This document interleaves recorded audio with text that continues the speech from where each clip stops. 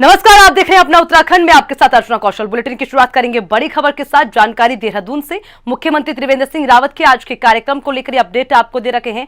मुख्यमंत्री त्रिवेंद्र सिंह रावत के त्रिवेंद्र कैबिनेट की बैठक आज होगी। सुबह 9:30 पर मुख्यमंत्री आवास में कैबिनेट की ये बैठक होगी और कैबिनेट की बैठक में कई अहम प्रस्तावों पर मुहर लग सकती है। सत्र आहूत होने के चलते आज कैबिनेट बैठक के बाद नहीं होगी प्रेस ब्रीफिंग।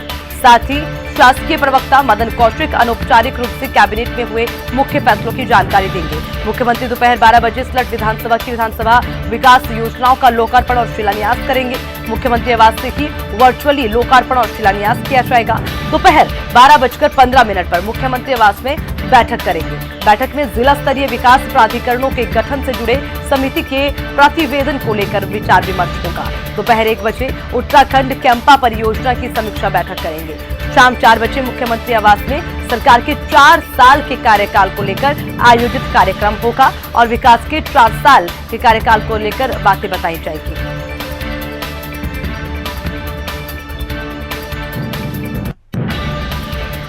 बातें कम काम ज्यादा कार्यक्रम भी आयोजित होगा।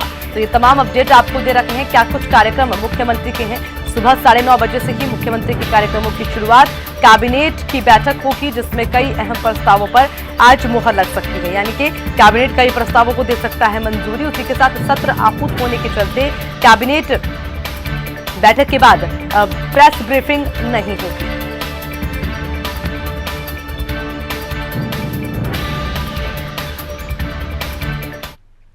खबरों में आगे बढ़ते हुए देहरादून से एक और जानकारी। उत्तराखंड कांग्रेस के प्रदेश प्रभारी देवेंद्र यादव का कार्यक्रम जारी। कल सुबह 8 बजे दिल्ली से देहरादून के लिए रवाना हो जाएंगे कांग्रेस प्रदेश अध्यक्ष। कार्यालय देहरादून में पहुंचेंगे प्रदेश प्रभारी। मुख्यमंत्री आवास के घेराव कार्यक्रम में प्रतिभाग करेंगे। युवा कांग्रेस द्वारा आयोजित युवा संगम कार्यक्रम में प्रतिभाग करेंगे। 27 फरवरी को सुबह 9 बजे देहरादून से हरिद्वार के लिए रवाना हो जाएंगे। हरिद्वार में गंगा स्नान करेंगे देवेंद्र यादव। ये तमाम अपडेट आपको दे रहे हैं और बताते चलें, युवा कांग्रेस द्वारा आयोजित युवा संगम कार्यक्रम में प्रतिभाग करने के लिए कांग्रेस प्रभारी पहुंचेंगे और उसी के साथ आपको ये भी बताते चलें कि 27 फरवरी को सुबह 9 बजे देहरादून से हरिद्वार के लिए वो रवाना हो जाएंगे। हरिद्वार में गंगा स्नान भी करेंगे देवेंद्र यादव। गंगा स्नान किया जाएगा। उसी के साथ जो कार्यक्रम खास रहेंगे युवा कांग्रेस के द्वारा उसमें भी प्रतिभाग करेंगे। उत्तराखंड कांग्रेस के प्रदेश प्रभारी देवेंद्र यादव के तमाम कार्यक्रम जो लगातार जारी हैं और जिसको लेकर पल पल की अपडेट हम आपको दे रखे हैं। कल के कार्यक्रम सुबह 8 बजे दिल्ली से देहरादून के लिए वो रवाना हो जाएंगे, क्योंकि अभी दिल्ली में हैं और उसके बाद देहरादून का रुख किया जाएगा। कांग्रेस प्रदेश कार्यालय देहरादून में प्रदेश प्रभारी देवेंद्र यादव पहुंचेंगे। हालांकि उसी के साथ गंगा स्नान भी वो करेंगे और युवा कांग्रेस द्वारा आयोजित युवा संगम कार्यक्रम में भी प्रतिभाग करेंगे। 27 फरवरी को सुबह 9 बजे देहरादून से हरिद्वार के लिए रवाना हो जाएंगे। प्रदेश प्रभारी देवेंद्र यादव के क्या कुछ कार्यक्रम है उसको लेकर लगातार अपडेट आपको दे रहे हैं।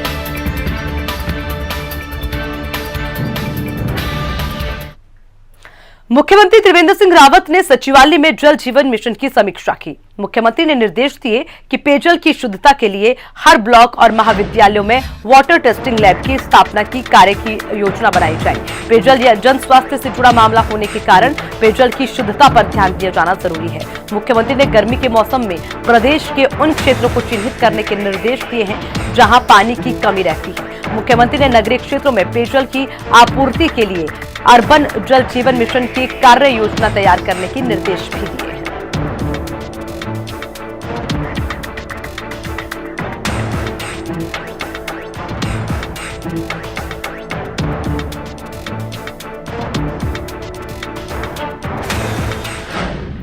मुख्यमंत्री त्रिवेंद्र सिंह रावत ने आगामी कुंभ मेले को सुरक्षित और व्यवस्थित ढंग से संपन्न करने के लिए प्रभावी व्यवस्था सुनिश्चित करने के निर्देश दे दिए। सचिवालय में आयोजित हुई बैठक में मुख्यमंत्री ने निर्देश दिए कि कुंभ के दृष्टिगत विभागीय स्तर पर संपादित होने वाली व्यवस्थाओं की SOP जारी करने के साथ ही डॉक्यूमेंटेशन पर ध्यान दिया जाए। बैठक में शहरी विकास सचिव शैलेश बगोली ने कुंभ मेले की व्यवस्थाओं के तहत किए जा रहे स्थायी और अस्थायी निर्माण कार्यों की जानकारी मुख्यमंत्री को दी है। कुंभ मेले की सुरक्षा व्यवस्था के लिए मुख्यमंत्री त्रिवेंद्र सिंह रावत उत्तर प्रदेश के मुख्यमंत्री योगी आदित्यनाथ से वार्ता कर 1000 पुलिसकर्मियों और पीएससी की 20 कंपनियां उपलब्ध कराने के लिए बातचीत भी करेंगे। मुख्यमंत्री ने कोविड-19 के दृष्टिगत सभी आवश्यक व्यवस्थाएं पूरी करने और सभी स्थायी निर्माण कार्यों को जल्द पूरा करने के निर्देश दिए।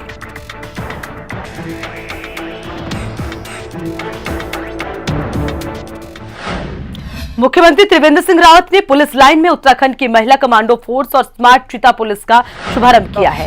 इस अवसर पर मुख्यमंत्री ने कमांडो प्रशिक्षक शिफूजी शौर्य भारद्वाज, सैन्य अधिकारी रूबीना कार्की, पीटीसी नरेंद्र नगर के प्रशिक्षक हितेश कुमार, कमांडिंग निरीक्षक नीरज कुमार और प्रशिक्षित महिला पुलिस कमांडो को सम्मानित किया। उत्तराखंड पुलिस के आतंकवादी रोधी दस्ते में अब महिला कमांडो भी नजर आएंगी। 12 दिन के कठिन परिश्रम के बाद 22 महिला कमांडो दस्ते में शामिल हो गई हैं। ये पहली बार है जब राज्य एटीएस में महिला कमांडो शामिल हुई हैं, जिन्हें शिफूजी शौर्य भारद्वाज ने प्रशिक्षण दिया है। इस दौरान शिफूजी ने कहा है कि सभी ने पूरी मेहनत से दिन रात ट्रेनिंग की है।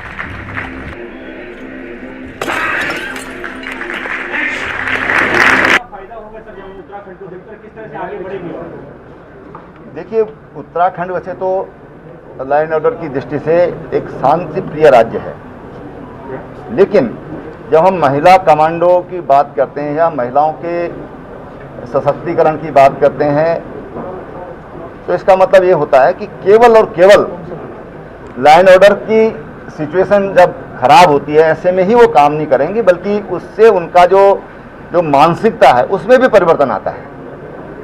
और इससे जो यहाँ पर सैकड़ों जो बच्चियाँ यहाँ पर आज इस कार्यक्रम को देख रही थी, उनके मन में भी एक जोश और उत्साह होता है कि हाँ, हम किसी से कम नहीं है, हम भी कर सकते हैं। जिस तरह के हैरतअंगेज करतब यहाँ पर हमारी कमांडोज ने दिखाए हैं वो अपने आप में बेमिसाल है। उनकी जितनी प्रशंसा की जाए कम है। मैं सिफूजी जिन्होंने इन बच्चों को प्रशिक्षित किया है, उनकी टीम ने इनको प्रशिक्षित किया है और पूर्वाभ्यास एटीएस ने इनको हरिद्वार में कराया है, इन सबको मैं बहुत बधाई देता हूँ, बहुत शुभकामनाएं।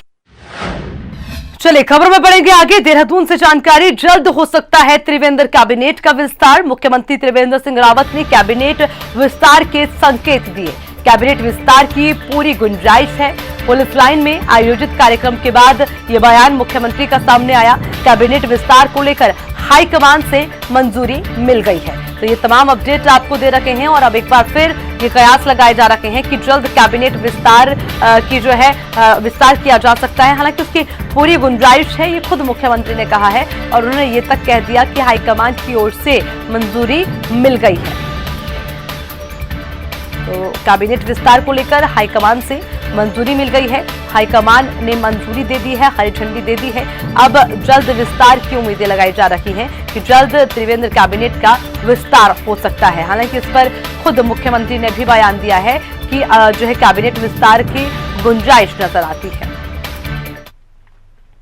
उत्तराखंड में अगले साल विधानसभा चुनाव होने हैं। ऐसे में मुख्यमंत्री त्रिवेंद्र सिंह रावत ने चुनाव से पहले डबल इंजन की ताकत दिखाने के लिए पूरा जोर लगा दिया। 3 दिवसीय दिल्ली दौरे पर मुख्यमंत्री त्रिवेंद्र सिंह रावत ने प्रधानमंत्री नरेंद्र मोदी और गृह मंत्री अमित शाह के अलावा केंद्र के करीब 6 कद्दावर मंत्रियों से मुलाकात की और उत्तराखंड के लिए करीब 2,500 करोड़ की योजनाओं की सौगात लेकर आए। यानी कि साफ है, मुख्यमंत्री त्रिवेंद्र सिंह रावत कोई कोर कसर नहीं छोड़ रहे। लेकिन ऐसा लगता है कि उनका सूचना तंत्र ही उनकी मेहनत पर पानी फेरने में लगा हुआ है। इस रिपोर्ट में देखिए।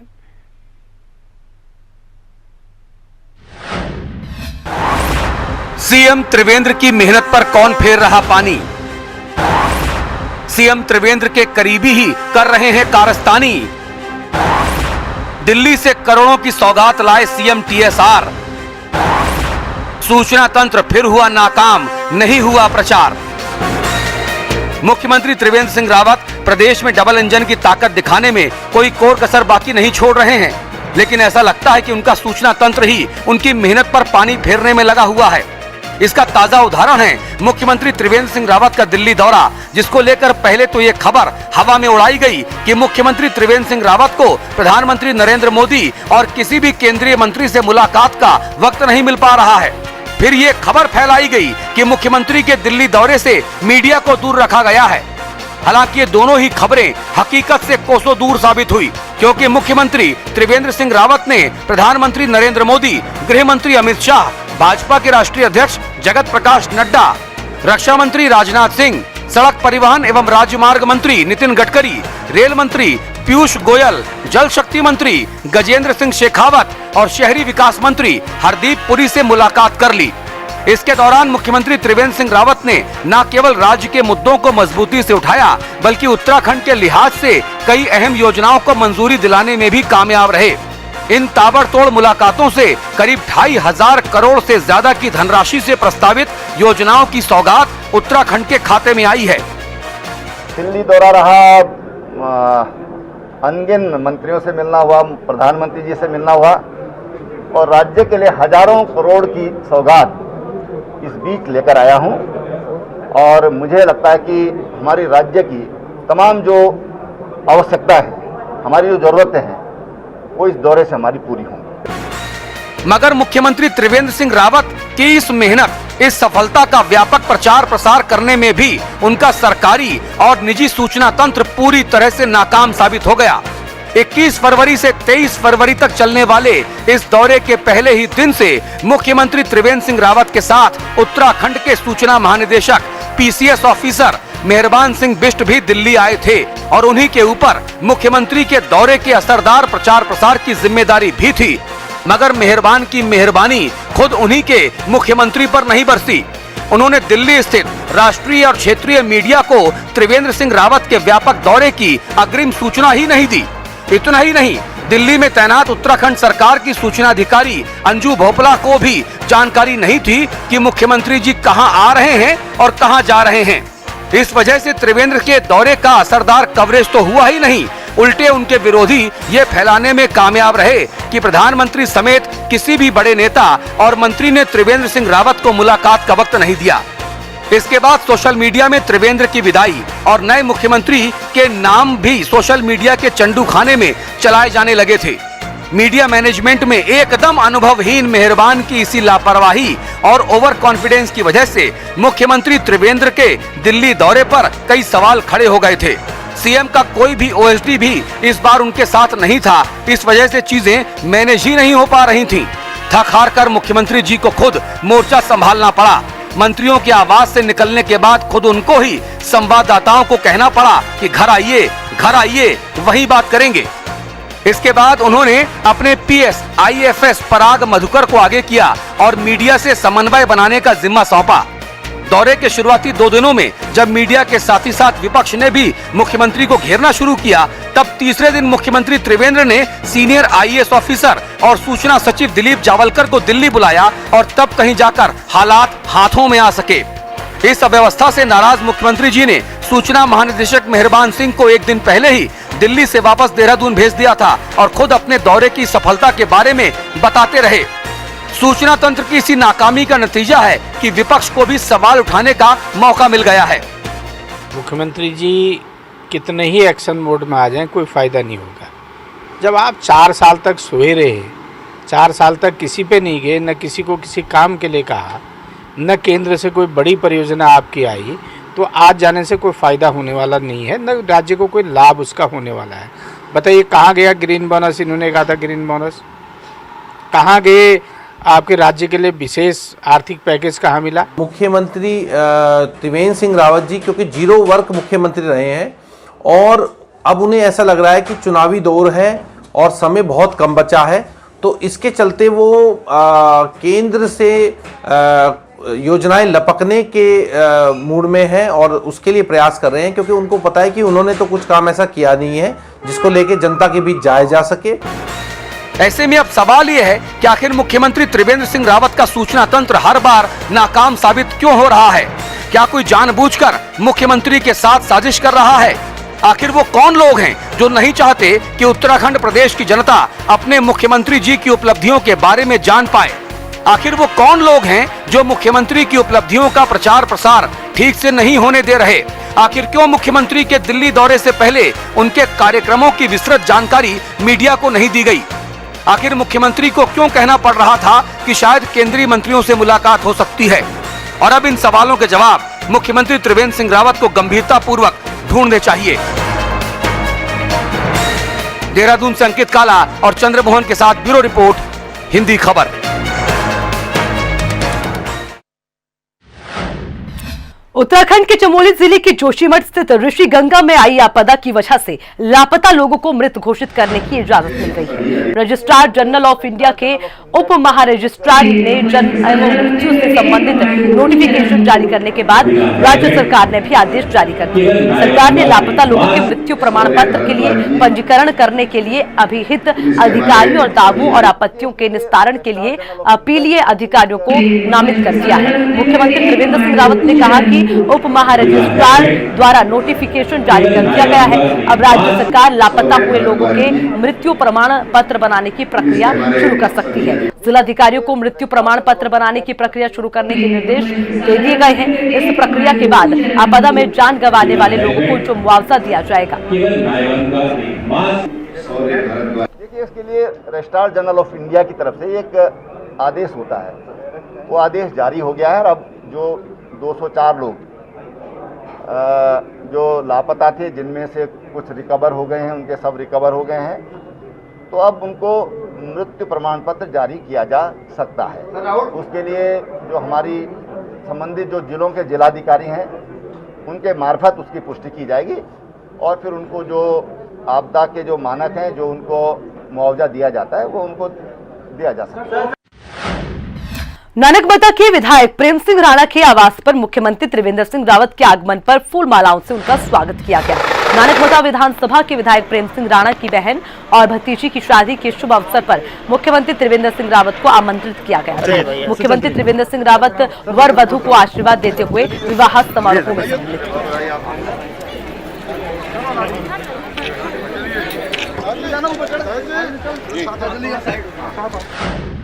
पूर्व मुख्यमंत्री हरीश रावत रुड़की के कुंजा बहादुरपुर पहुंचे हैं, जहां उन्होंने कृषि कानून के विरोध में किसान पद यात्रा निकाली। हरीश रावत ने कहा कि कांग्रेस किसानों के संघर्ष के साथ है।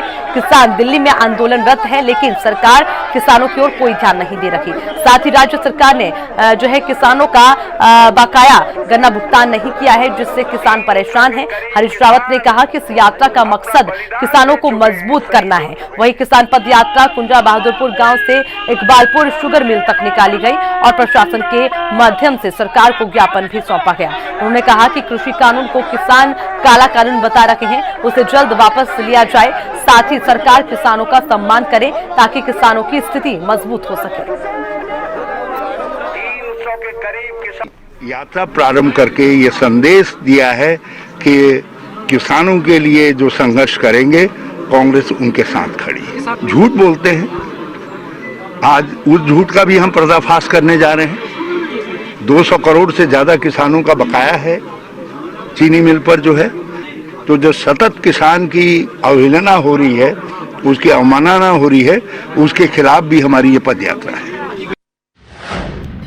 प्रदेश कांग्रेस अध्यक्ष प्रीतम सिंह ने काशीपुर में कुंभ और कोरोना को लेकर केंद्र की भाजपा सरकार के साथ प्रधानमंत्री नरेंद्र मोदी पर जमकर निशाना साधा। काशीपुर की छावनी चिल्ड्रन एकेडमी में आयोजित भारोत्तोलन प्रतियोगिता का शुभारंभ करने के बाद पत्रकारों से वार्ता के दौरान प्रीतम सिंह ने आम आदमी पार्टी पर भी तंज कसते हुए उसे पानी का बुलबुला करार दिया। प्रीतम सिंह ने कहा कि कोरोना पर सीख देने वाले प्रधानमंत्री मोदी अपने चुनावी सभाओं में सभी गाइडलाइंस का मजाक उड़ाते हैं। वहीं प्रदेश सरकार की जीरो टॉलरेंस की नीति पर प्रीतम सिंह ने कहा कि खुद उनके केंद्र में मंत्री डॉक्टर रमेश पोखरियाल निशंक कुंभ में घोटाले के आरोप लगा रहे हैं। प्रीतम सिंह ने कहा कि वो Uttarakhand state weight lifting championship में अपने खिलाड़ियों के हौसला अफजाई के लिए आए हुए हैं। कुंभ की तैयारियों के बाबत उन्होंने ये कहा है कि प्रदेश की त्रिवेंद्र रावत सरकार कुंभ की तैयारियों को गंभीरता से नहीं ले रही। साथ ही उन्होंने ये भी कहा कि केंद्र सरकार ने कोरोना की गाइडलाइंस का हवाला देते हुए इसकी अवधि को कम करने का काम किया है, तो वहीं राज्य सरकार ने भी इस पर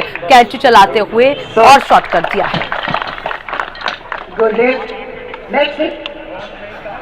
काशीपुर में जो है उत्तराखंड में चैंपियनशिप होने जा रही है और बाबा साहब निर्देश हुआ कि मैं भी इस समारोह में उपस्थित हूँ।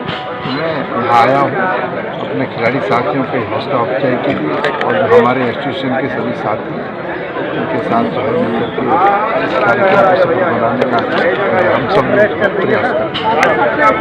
कुंभ की तैयारियों को लेकर हाईकोर्ट ने भी टिप्पणी कर दी है, क्या कहना है? देखिए, ये सरकार तो कुंभ को जो है गंभीरता से नहीं ली। जिस तरीके से कोविड-19 की गाइडलाइन देकर के कुंभ की अवधि को कम करने का काम किया है, निश्चित रूप से हम उसका विरोध करते हैं, क्योंकि कुंभ 12 वर्ष में होने वाला पर्व है जो हमारी धार्मिक भावना से जुड़ा हुआ है, जो देश का नहीं बल्कि दुनिया का जो है एक ऐसा समागम है जिसमें लाखों लोग जो है सम्मिलित होने का काम करते हैं। कोविड-19 गाइडलाइन देकर के केंद्र सरकार का अवधि क्या नाम उसमें इसकी अवधि कम करने का काम किया और फिर राज्य सरकार ने और कैंची चला करके अवधि को बहुत सीमित करने का काम किया, क्योंकि केंद्र सरकार ने कुंभ के लिए जो धन उपलब्ध कराने की बात करनी चाहिए थी वो धन उपलब्ध नहीं कराए और जो धन थोड़ा बहुत मिला उसमें भी भ्रष्टाचार हुआ। उसमें हमने नहीं कहा कि केंद्रीय मंत्री जो हैं निशंक जी, उन्होंने ये आरोप लगाया कि कुंभ के निर्माण कार्यों में भ्रष्टाचार किया है। तो ये हालत है, ये स्थिति है।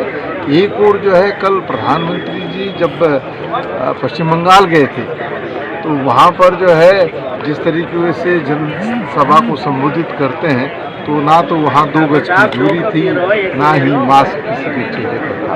वहाँ कोविड-19 की गाइडलाइन लागू नहीं होती है, लेकिन अगर कुंभ होता है तो कोविड-19 की गाइडलाइन लागू होती है। तो मैं समझता हूँ कदापि उचित नहीं है।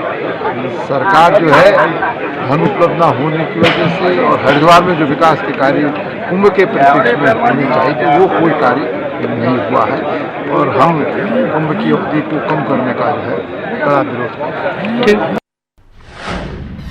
खबर पौड़ी से है। पूर्व राज्य मंत्री और कांग्रेस प्रदेश उपाध्यक्ष धीरेन्द्र प्रताप ने कहा उत्तराखंड सरकार राज्य आंदोलनकारी विरोधी है। उन्होंने कहा है कि कार्यों को अपमानित किया जा रहा है। राज्य में बेरोजगारी भ्रष्टाचार चरम पर है। धीरेन्द्र प्रताप ने कहा कि प्रदेश के मुख्यमंत्री की छवि पूरे देश में सबसे खराब बताई जा रही है और बीजेपी को तुरंत मुख्यमंत्री को बदल देना चाहिए। उन्होंने पौड़ी पहुंचकर चिन्हित राज्य आंदोलनकारियों के धरना प्रदर्शन को समर्थन दिया। हालांकि इस दौरान उन्होंने कहा कि जो वास्तविक रूप से राज्य आंदोलन में हिस्सा ले रहे हैं उन्हें चिन्हित किया जाना चाहिए। फर्जी तरीके से चिन्हीकरण की मांग करने वाले आंदोलनकारियों के पक्ष में वो स्वयं भी नहीं है। यदि चिन्हीकरण में विवाद की जांच की जानी चाहिए, जांच में जो भी दोषी पाया जाए उनके खिलाफ कार्रवाई हो। देहरादून में भी हम लोग उसकी आवाज उठाते हैं। सही लोगों को मिलना चाहिए और गलत लोगों को नहीं मिलना चाहिए। मैंने तो हमेशा ये सीखा कि धोखा देना। इसी के साथ बुलेटिन में फिलहाल के लिए इतना ही। खबरों को पढ़ने के लिए हिंदी खबर की वेबसाइट www.hindikhbar.com पर विजिट करें। नमस्कार।